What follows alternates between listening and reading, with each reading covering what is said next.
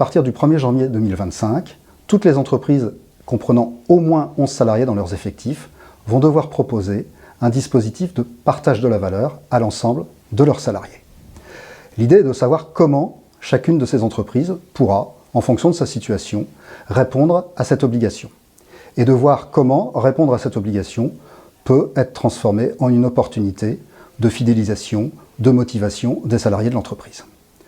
La première façon de répondre à cette obligation est de mettre en place une prime de partage de la valeur, appelée souvent prime Macron. La seconde solution serait de proposer aux salariés un dispositif d'épargne salariale, que ce soit de la participation, plutôt proposée aux entreprises ayant au moins 50 salariés dans leurs effectifs parce que c'est obligatoire pour elles, ou de l'intéressement, voire de l'abondement au versement volontaire.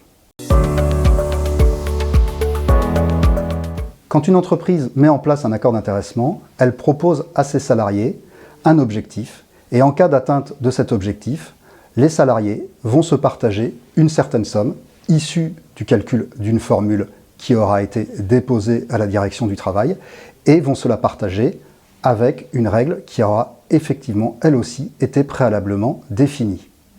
Par exemple, la branche du BTP a mis en place un accord d'intéressement de branche qui dit quoi? Il dit que chacun dans l'entreprise se partagera les 5% du RCAI. Donc, on va se partager dans l'entreprise 5% du RCAI et on va se les partager comment? On se les partagera proportionnellement au salaire que chacun aura reçu relatif au nombre d'heures travaillées pendant l'année. Il ne s'agit pas du salaire contractuel, il s'agit bien du salaire relatif au nombre des heures travaillées dans l'année. Qui bénéficie de l'accord d'intéressement? Le chef d'entreprise, ses salariés, ses apprentis, voire même les éventuels conjoints collaborateurs, bénéficient de l'accord d'intéressement. Donc comme on le disait, l'accord d'intéressement va être réparti dans le cadre de l'accord d'intéressement de branche proportionnellement au salaire de chacun dans l'entreprise, tout en sachant que pour le chef d'entreprise, son salaire sera plafonné à celui du salarié le mieux rémunéré à part lui dans la structure. Prenons un exemple. Pour une entreprise qui aurait un résultat courant avant impôt de 100 000 €, l'adhésion à l'accord d'intéressement de branche ferait qu'elle se voit distribuer une prime, une masse globale d'intéressement de 5 000 €.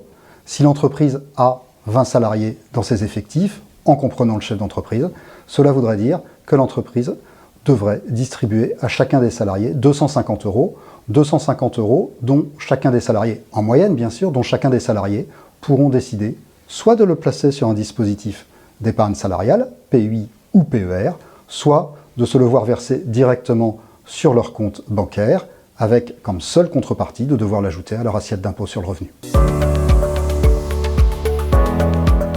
Pour les entreprises qui ont mis en place un accord d'intéressement et qui souhaiteraient verser un peu plus à leurs salariés, deux solutions s'offrent à elles.